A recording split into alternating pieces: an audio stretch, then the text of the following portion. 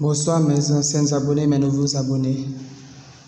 Mes amours, c'est toujours le plaisir de continuer à vous offrir des romans, drames, actions et d'amour. Ces romans, drames, vous écoutez, je vous demande seulement d'écouter ces histoires attentivement et compréhensivement afin que vous compreniez toute l'histoire. N'hésitez pas d'abonner aussi afin que vous connaissiez toute l'histoire. Et partagez aussi ces belles textes dont j'ai écrit. La nation m'a offert ces dons. Les esprits du vaudois haïtien dans la nation choisit une stèle pour me donner pour écrire certains romans d'amour, action, drame sur certains esprits positifs dans le vaudois haïtien. Donc, mes amours, vous avez seulement le droit de m'écouter, de critiquer, de donner votre point de vue, de partager l'histoire. Je fais tas d'efforts. Aussi d'abonner, c'est la façon, vous pouvez m'aider. Merci. Je vais commencer avec la 9e partie.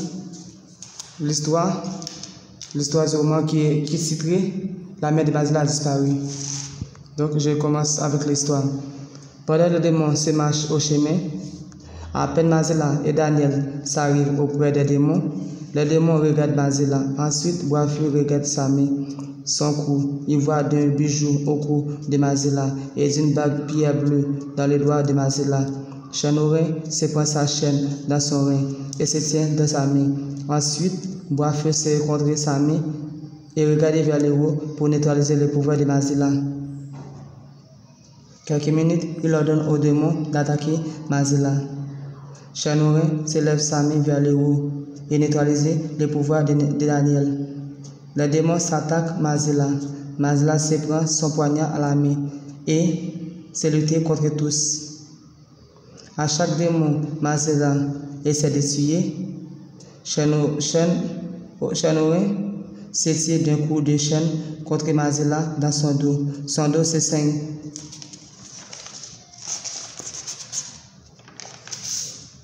Daniel ne peut rien faire avec son chapelet car son pouvoir est neutralisé par Chanorin.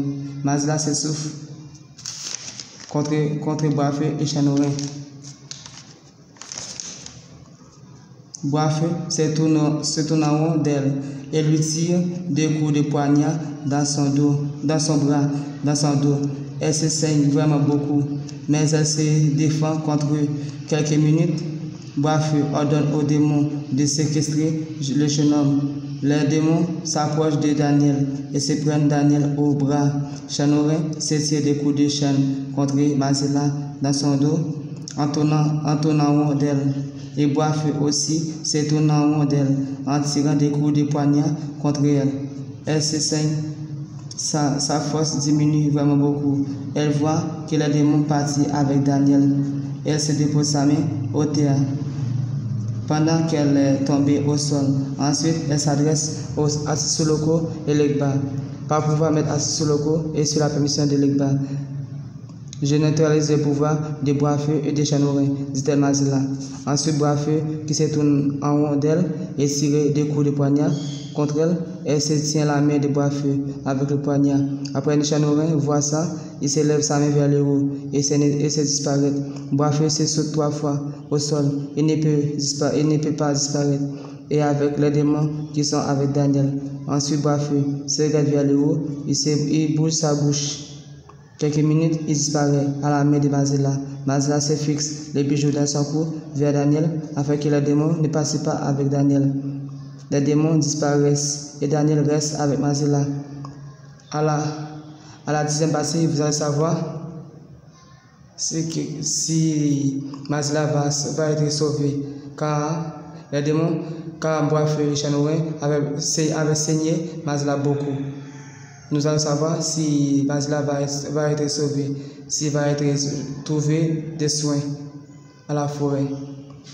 Je vais vous laisser là pour la 9e partie et la 10e partie. Vous allez savoir si Basila va être soigné à la forêt car elle est beaucoup blessée contre Boisfeu et Chanorin. Je vous laisse là pour la 9e partie. Pour la 10e partie, vous allez savoir comment l'histoire va être terminée. Et est-ce que Basila va être sauvé? Est-ce que Basila va être trouvé des soins, va être trouvé des soins à la forêt? Sauver cette histoire, et sauver cette histoire, c'est que Boisfeu et Chanorin va faire pour retrouver la bague et la fille, pour Monsieur Jean Boucan. Merci, je vous laisse ça pour la 9e partie. Et pour la 10e partie, j'aimerais vous abonner et partager afin que vous connaissiez toute l'histoire. Merci, je vous aime tous. N'hésitez pas à abonner et partager cette histoire afin que tout le monde sache cette histoire dont j'ai raconté, cette histoire dont j'ai écrit. J'ai pensé pour vous et je vais faire beaucoup d'efforts afin que je vous plaise beaucoup. Merci, je vous aime.